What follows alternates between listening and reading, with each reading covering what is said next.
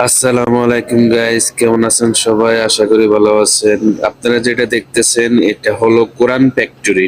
এটা হলো কোরআন ফ্যাক্টরি। এখানে এটা হলো প্রিন্ট মেশিন থেকে কোরআন আপনার প্রিন্ট হয়ে আপনি এইভাবে বাইর হয়, ঠিক আছে।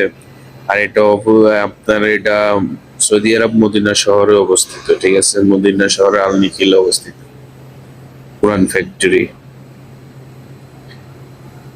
দেখেন কি সুন্দর, মাশাআল্লাহ।